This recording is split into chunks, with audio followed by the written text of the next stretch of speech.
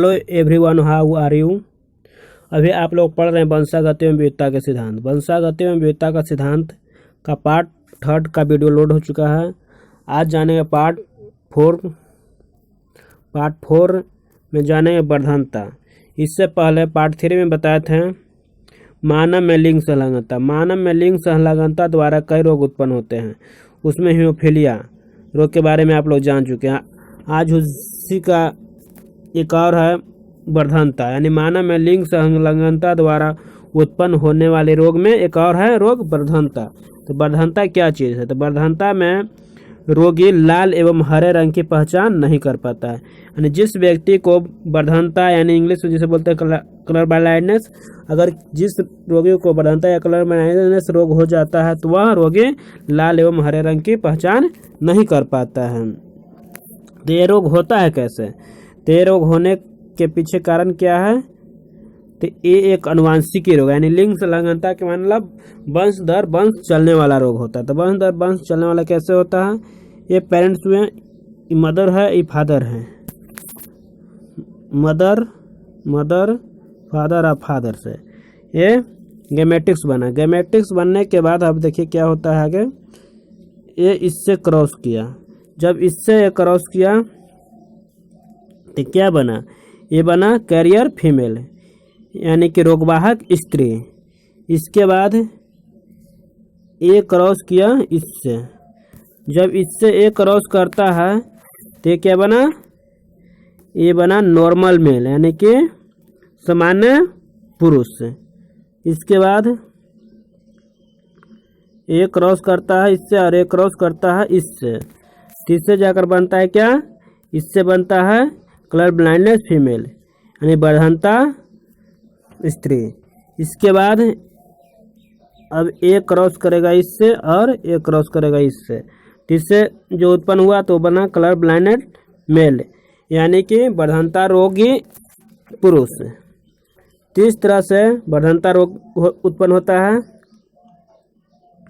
ये फीमेल हुआ, ये फीमेल हुआ, ये मेल हुआ, ये फीमेल हुआ। इसमें से ये रोगवाहक स्त्री हुआ, ये वर्धनता स्त्री हुआ, ये सामान्य पुरुष हुआ, ये वर्धनता पुरुष हुआ। इस तरह से कलर ब्लाइंडनेस रोग उत्पन्न होता है। अब आगे जानते हैं कि जब किसी वर्धनता स्त्री यानी किसी वर्धनता स्त्री के साथ सामान्य पुरुष से होता है, यानी कि जब किसी स्त्री का वर्धनता हुआ है और उसका शादी सामान्य दृष्टि वाले पुरुष के साथ होती है, तब F1 पीढ़ी के सभी पुत्रियां समान होगी, यानी सभी पुत्रियां समान होगी और सभी पुत्र वर्धनता, यानी पुत्री समान लेकिन पुत्र वर्धनता होंगे। ऐसा इसलिए होता है कि सभी पुत्र को वर्धनता माता के एक संलग्न से होता है। अब पुत्रियों में वर्धनता इसलिए प्रकट नहीं होती है क्योंकि इन्हें माता का वर्धनता एक संलग्न और प्रभावी जीन के द्वारा होता है। इस तरह से होता है। तो इसे अब डायग्राम के द्वारा जानेंगे। देखिए डायग्राम के द्वारा ये पेरेंट्स में कलर ब्लाइंडनेस फीमेल, यानी कि कैसा स्त्री था? वर्धनता रोग ग्रसित स्त्री था, उसको सामान्य पुरुष से शादी हुआ। जब सामान्य पुरुष से शादी हुआ तो फर्स्ट जनरेशन में ये और इससे क्रॉस होता है। जब इससे क्रॉस हुआ तो क्या हुआ? रोगवाहक स्त्री। इसके बाद फिर ये इससे क्रॉस हुआ तो भी रोगवाहक स्त्री होगा, यानी कि जितने भी पुत्रियां हुआ से रोगवाहक हुआ। और इसके बाद ये क्रॉस यहाँ से होता है और इससे क्रॉस होता है और इससे और इससे क्रॉस होगा, तो इससे बना जो पुत्र जन्म लिया से हुआ कलर ब्लाइंडनेस। कलर ब्लाइंडनेस यानी कि हुआ वर्धनता पुरुष, यानी कि पुत्री जितने भी जन्म लिए फर्स्ट जनरेशन में वो दोनों पुत्री हुआ रोगवाहक है लेकिन सामान्य, रोगवाहक है लेकिन सामान्य है। अरे जितने भी पुत्र जन्म लिए से वे वर्धनता ग्रसित। इस तरह से जब किसी स्त्री का शादी जब किसी स्त्री यानी वर्धनता रोग ग्रसित स्त्री की शादी सामान्य पुरुष के साथ होता है तब इस तरह से होता है। अब आगे आगे देखिए,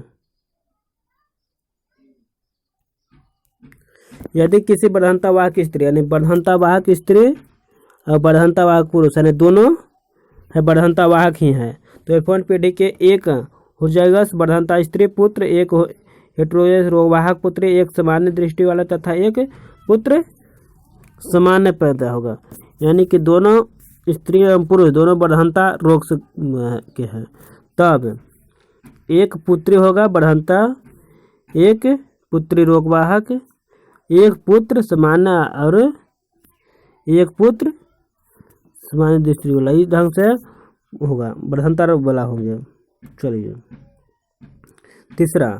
तीसरा में जब सामान्य पुरुष यानी पुरुष सामान्य है और स्त्री वर्धनता रोग से ग्रसित है, इसमें स्त्री वर्धनता रोग से ग्रसित है एवं पुरुष सामान्य है, तो उसकी शादी होती है तब F1 पीढ़ी के सभी पुत्र सामान्य होंगे एवं सभी पुत्रियां वर्धनता वाहक होगी। चूंकि पुत्रिया का वर्धनता वाहक या हेटेरोजाइगस होती है, अतः यह वर्धनता अगली पीढ़ी तक निरंतर स्थायी, यानी कि अगले पीढ़ी तक भी ये चीज चलते रहेगा। इसे डायग्राम के द्वारा समझिए।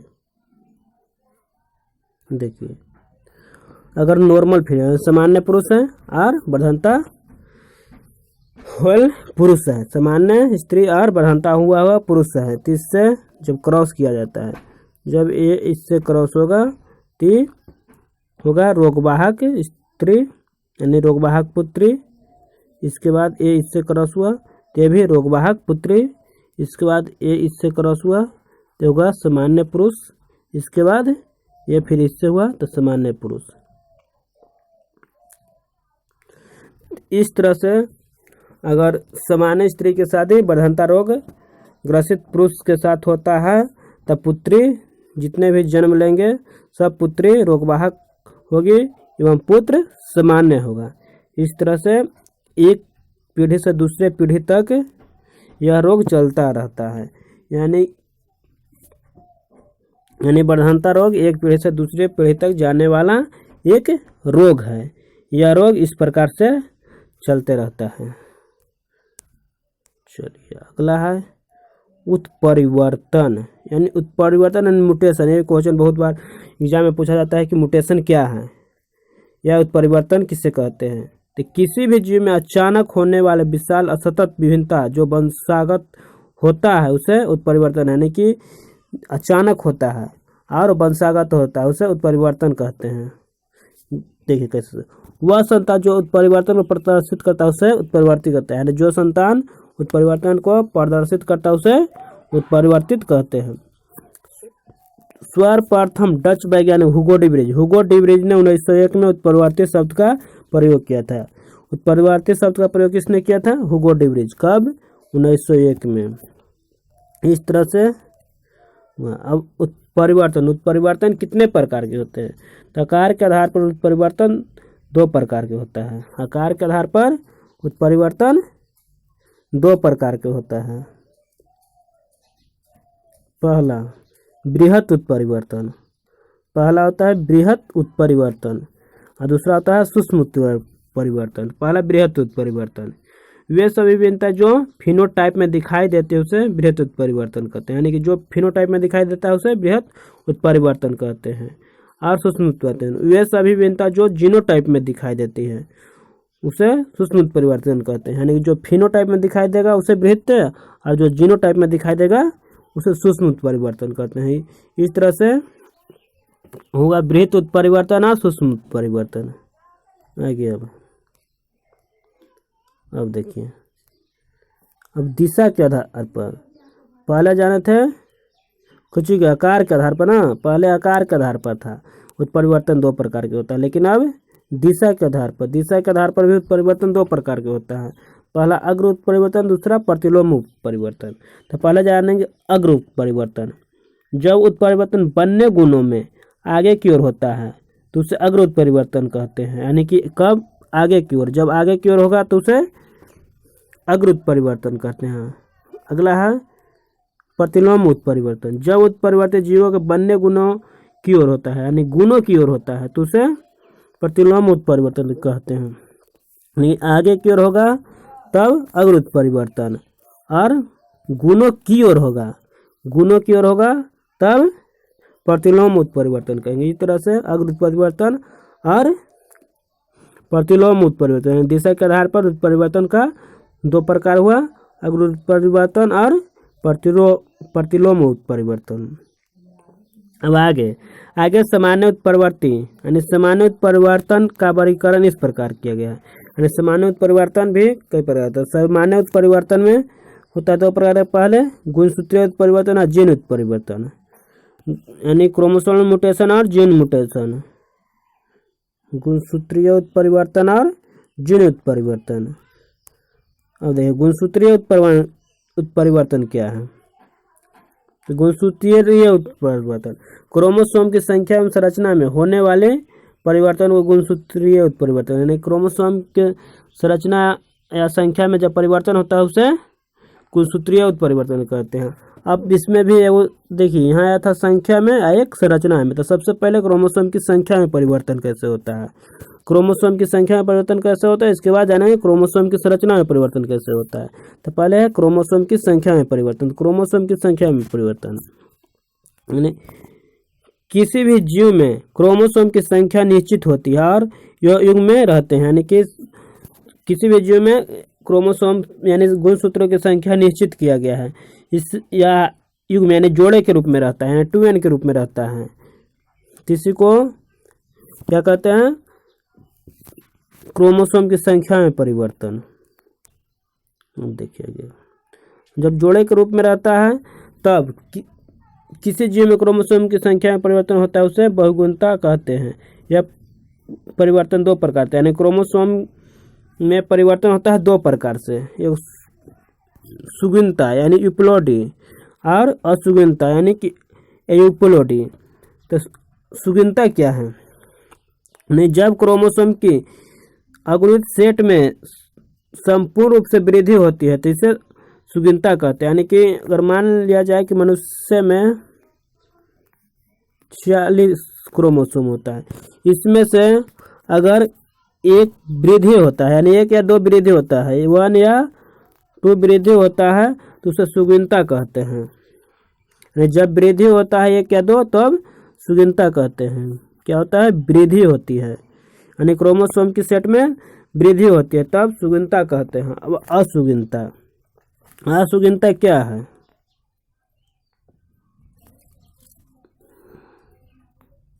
असुगुणता है ना, असुगुणता। तो इस प्रकार के परिवर्तन में क्रोमोसोम की संख्या द्विगुणित संख्या से 1 या 2 क्रोमोसोम अधिक होती है। तो इस क्रिया को उत्पन्न जीवों का असुगुणता कहते हैं, यानी 1 या 2 क्रोमोसोम अधिक या कम होते हैं, यानी कम भी हो सकती है और अधिक भी हो सकती है, उसी को क्या कहते हैं, असुगुणता कहते हैं। अगर मान चलते हैं कि मनुष्य में 46 क्रोमोसोम हुआ, किसी कारण बस 45 यानी कम है या 47 क्रोमोसोम है, तो इस प्रकार के परिवर्तन को असुगुणता कहा जाता है। क्रोमोसोम के परिवर्तन को असुगुणता कहा जाता है। असुगुणता को 2 वर्गों में बांटा गया है, असुगुणता को 2 वर्गों में बांटा गया है। पहला है हाइपोप्लोडी। हाइपोप्लोडी क्या है, पहला हाइपोप्लोडी और दूसरा है हाइपरप्लोडी, दूसरा हाइपरप्लोडी। लेकिन पहले जानेंगे हाइपोप्लोडी। हाइपोप्लोडी,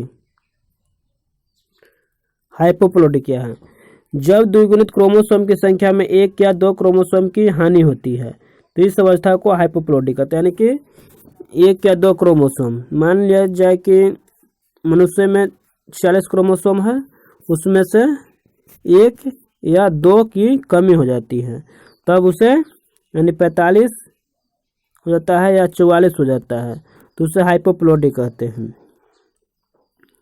हाइपोप्लोडी भी 2 प्रकार के होता है, पहला मोनोसोमी या दूसरा नलीसोमी। मोनोसोमी क्या है, जब द्विगुणित क्रोमोसोम सेट में सिर्फ 1 क्रोमोसोम की हानि होती है तो इसे मोनोसोमी कहते हैं।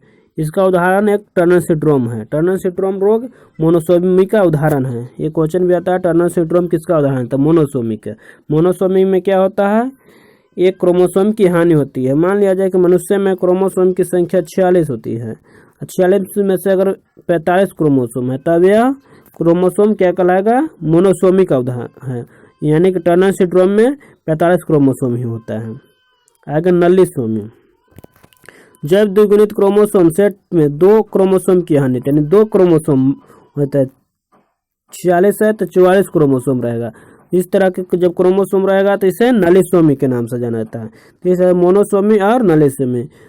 मोनोसोमी एक क्रोमोसोम की हानि होती है और नलीसोमी में 2 क्रोमोसोम की हानि होती है। इस तरह से हुआ हाइपोप्लोडी। अब आगे है हाइपरप्लोडी। हाइपरप्लोडी जब द्विगुणित क्रोमोसोम की संख्या में 1 या 2 क्रोमोसोम की वृद्धि होती है।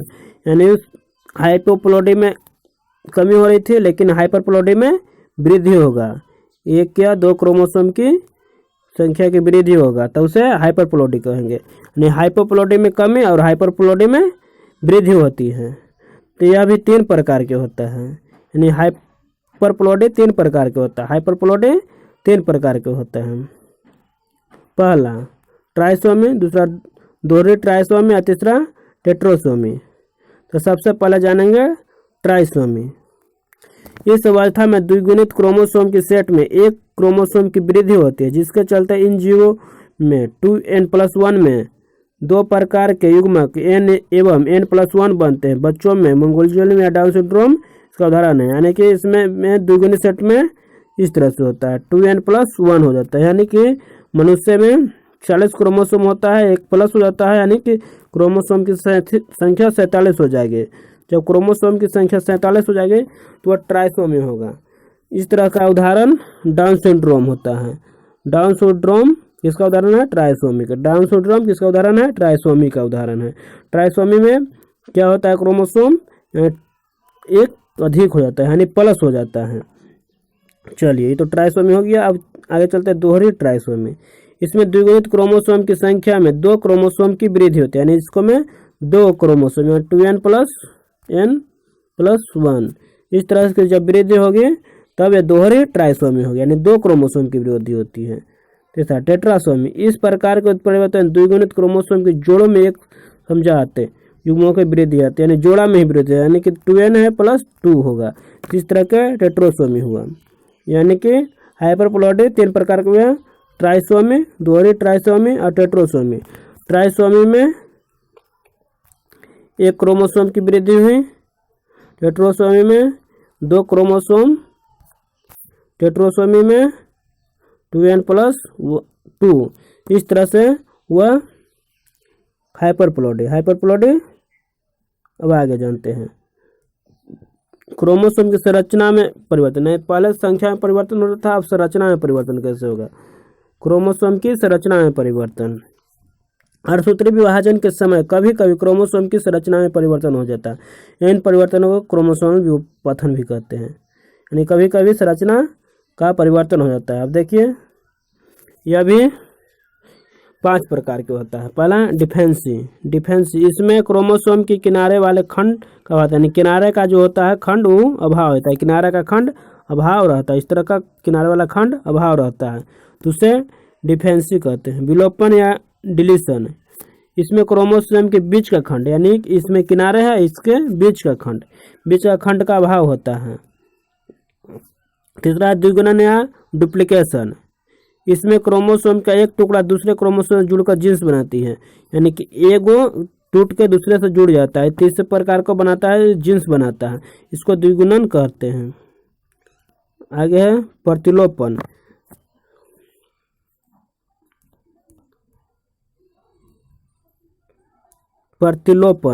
या इन्वर्सन।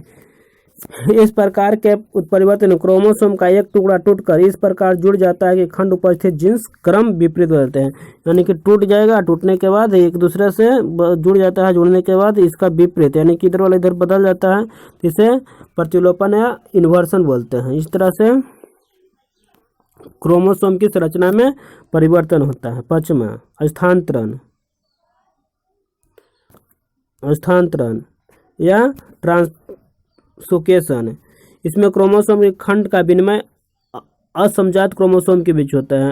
यानी कि इसमें क्या होता है, क्रोमोसोम के खंड का विनिमय असमजात किससे समझाते हैं, उस क्रोमोसोम के बीच होता है। इस तरह से क्रोमोसोम की संरचना में परिवर्तन हुआ। अब आगे है जीन में परिवर्तन। पहला था क्रोमोसोम में परिवर्तन, अब है जीन में परिवर्तन। जीन में परिवर्तन किसी भी जीव के आनुवांशिक इकाई जीन होती है, यानी इतने छोटे होती है उसकी आनुवांशिक इकाई जीन होता है। यानी एक पीढ़ी से दूसरी पीढ़ी द्वारा जो स्थानांतरण होता है वो जीन के द्वारा ही स्थानांतरण होता है। सूक्ष्म स्तर पर इसमें होने वाले किसी प्रकार के परिवर्तन जीन उत्परिवर्तन या बिंदु उत्परिवर्तन कहते हैं। यानी कि किसी प्रकार का भी उत्परिवर्तन होगा उसको ही जीन उत्परिवर्तन कहा जाएगा। देखिए नोट में, डीएनए रिप्लेक्शन के समय डीएनए कि एक अणु से ठीक उसी प्रतिलिपि तैयार होते हैं जिससे जनक अणु की तरह एडेनिन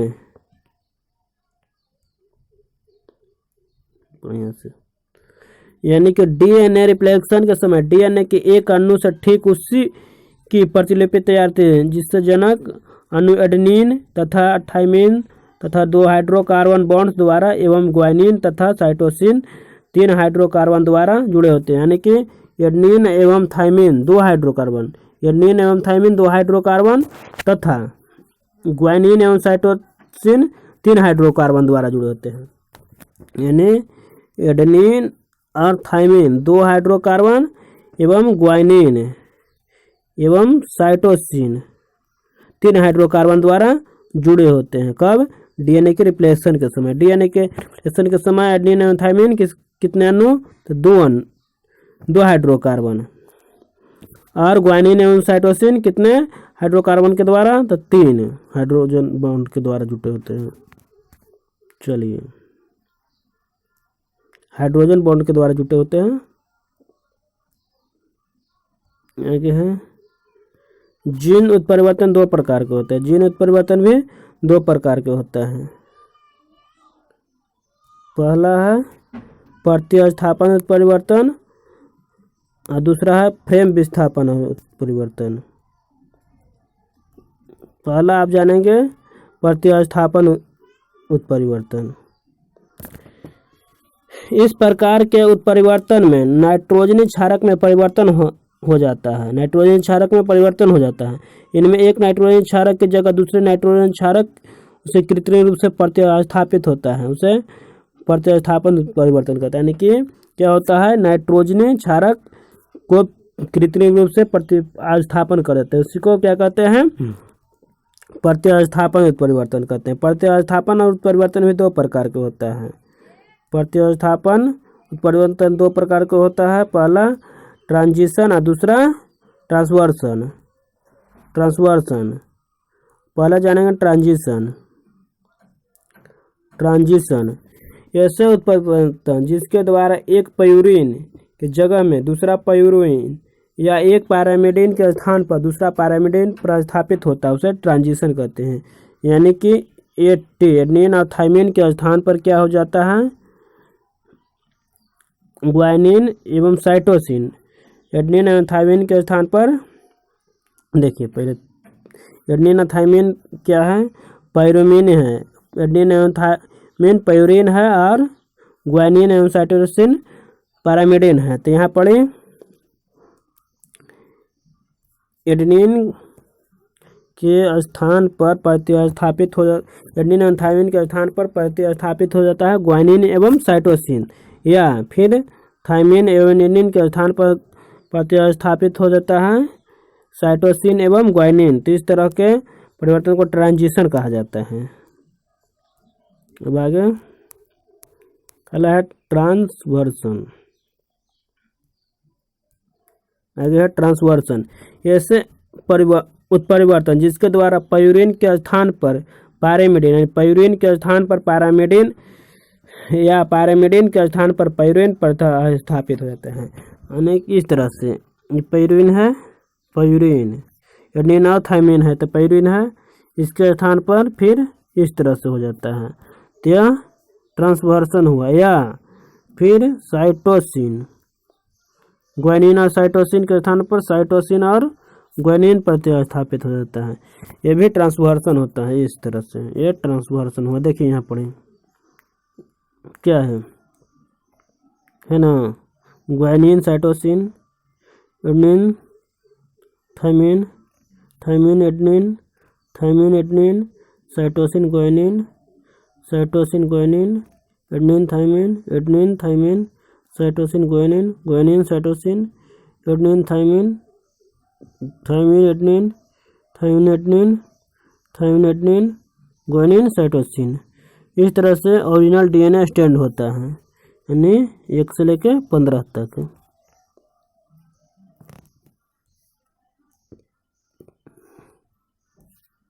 चलिए यह दुकुंडलीय डीएनए धागे उत्परिवर्तन हुआ।